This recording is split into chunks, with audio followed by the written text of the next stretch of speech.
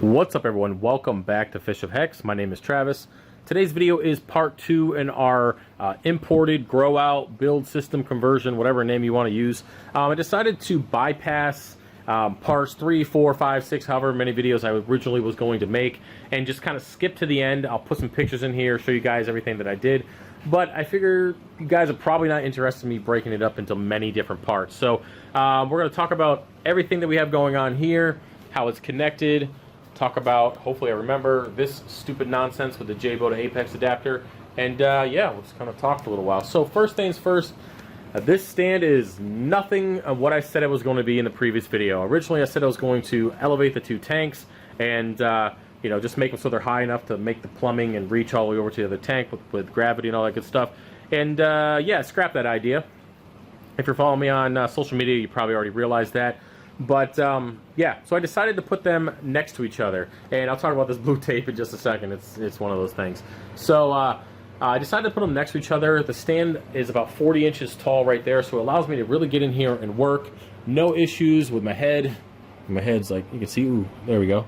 See the shadow? That's how much room's between my head and this little stand. So we're good. Plenty of room to work in there, no problems. And I just like it, so it's open. I don't have to bend over and hurt my back any more than it already is, and I can just work in there and make it even, you know, if I want to sell out of them I can, but they're primarily for grow out. But it's just nice to have two more tanks that are waist level or chest level that are easy to work in. So that was the whole point behind setting this stand up. Plus it's really clean looking. I mean, it looks so nice. It's just organized, and it just really soothes my brain. Now, when it comes to soothing my brain, this tape.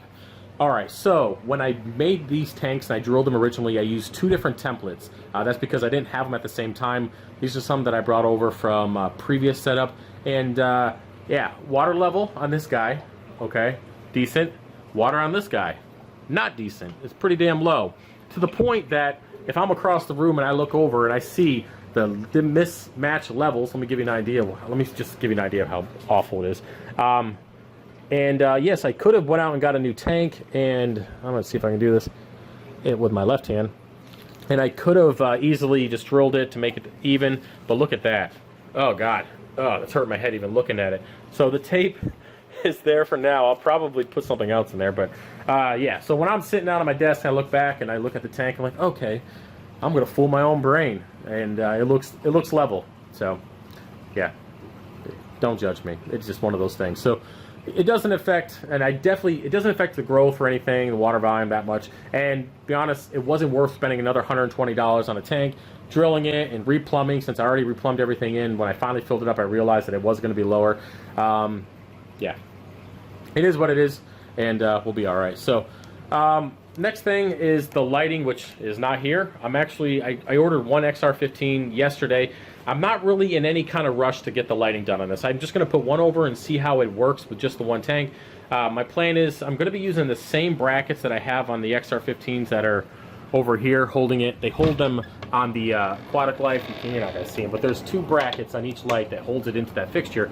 Now, what I used to do is at Frag Swaps, I'd take those same brackets, put them on the XR15s, and then run a 1-inch dowel or PVC through it, and it would hold just fine. So my plan is to run 1-inch PVC or dowels across, and then I might drill this and go all the way through. I haven't decided yet.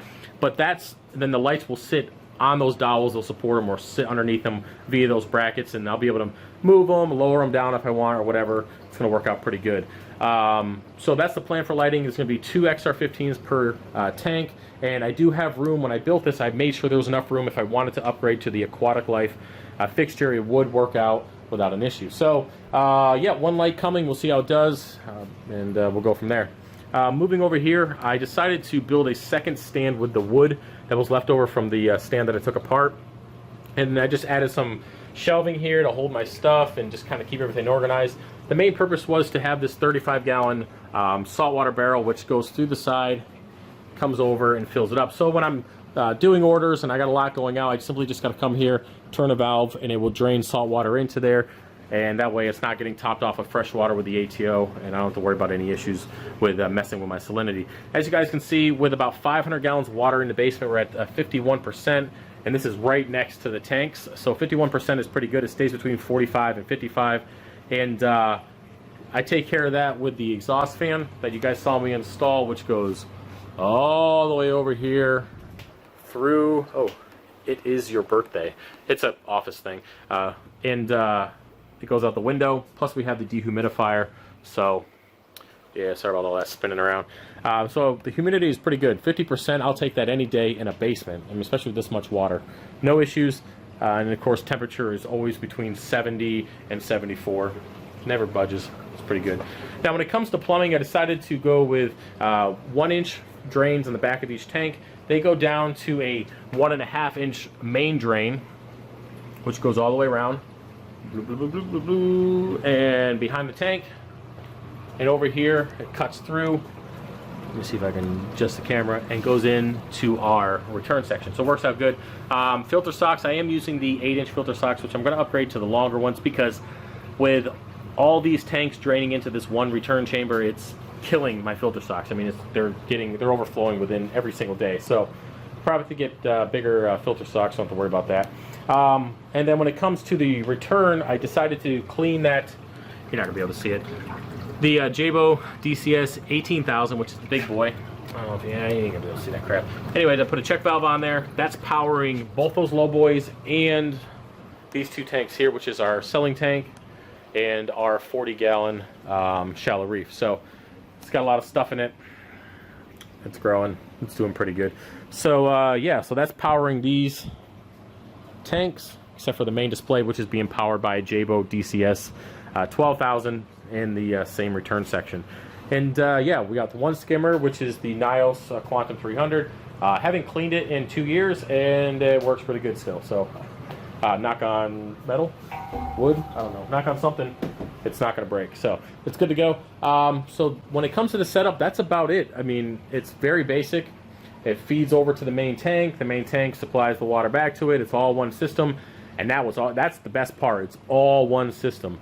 500-ish gallons of water, stable, healthy, clean water with awesome growth so far. So I can't wait to get these guys full of corals. Let me see if I can show you, give you an idea. It's probably going to be difficult. So for example, let me show you and see if I can pull this guy out. So I'll take like these discs, which are called acro disc. I'm working on them with another guy. So I have these discs, probably you can see better there, that are 3 inches, and then they have a hole in them. So you can put an acro plug in, or not plug, but a piece of acro in there, and these discs are going to be lined up throughout those tanks. So they're going to have colonies growing on there. I have a whole bunch of stuff that I've got so far that's ready to go. As you can see, there's no room in this tank. Oh, check out this purple Monte. I got to show you this crap. Actually, you know something? I'm not even going to be able to get it out. But it's just huge chunks of this stuff. It's taking over my life. So, but yeah, purple Monte's on sale. You should buy that because I got a ton of it, and you're going to get a huge piece of it. So, yeah, a lot of corals in here, killing stuff, and that's the problem too. Is I got to get these tanks going with more light so I can make some room because stuff is tight in here. So that's what she said. I'm telling you, I'm on an office kick. I'm like my freaking. I know, I just watch it before I go to bed every night at the office, so I don't know, I haven't stopped watching in like 6 months, so excuse the memes. Last thing I want to talk about, I have to, is this, oh man.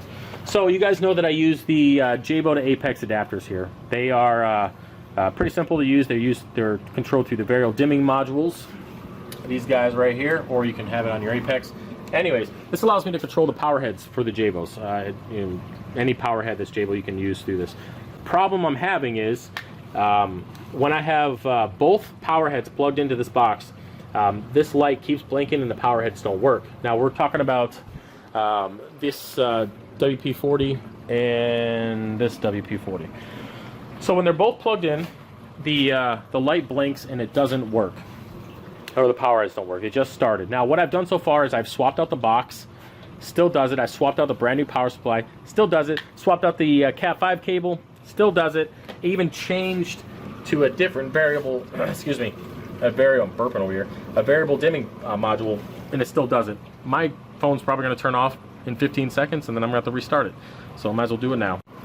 And I'm glad I caught that before I was talking to myself for freaking 3 minutes. So anyways, I changed all that stuff, tried a different port, and it still does it. So long story short, I think there's a short in one of these two power heads, because it doesn't do it when only one is plugged into the variable dimming module. As you see, it's not doing it right now. It's not doing it right now, and I highly doubt that I'm going to be able to plug both of them in while I'm holding this phone. But what it does is, once they're both plugged in, second one here, that's when it starts blinking and they're not working. But when one of them's plugged in, doesn't matter which one, as long as there's only one, it does that. And I've tried, it does it with, even with the new box and the new power supply, the new Cat 5 cable still does it. So I'm thinking it is something to do with the power heads themselves. So if this is something you dealt with, let me know, because I've never heard of it. I couldn't find it on the internet, and it's driving me nuts. But I got to clean the power heads, and honestly, I just don't feel like buying any more power heads. But I know I have to, not only for the Frags tanks that I just added, but I do have to get a couple more for the 300. So, you know, just burning cash over here, I suppose. Yeah, that's about it. Everything is good. Wiring's a mess, but it is organized for me. But it's, you know, it's a mess for those of you. Smaller CO2 tank. Ended up freaking running out of CO2 on Saturday and had to go buy one of those small tanks. So live and learn, I suppose. But yeah, that's enough of this video. I've been going on forever. I should freaking name it a rambling video at this point. But I hope you guys enjoyed it. This is, again, part 2. The end of the upgrades in the fish room, hopefully for a while. And then when I start adding lights, and if I do any changes like that, I'll let you guys know. And when we get a lot of colonies growing in there, I'll give you guys an update and all sorts of stuff like that. Okay? So, yeah, that's about it. And I'll talk to you guys later. All right? Peace.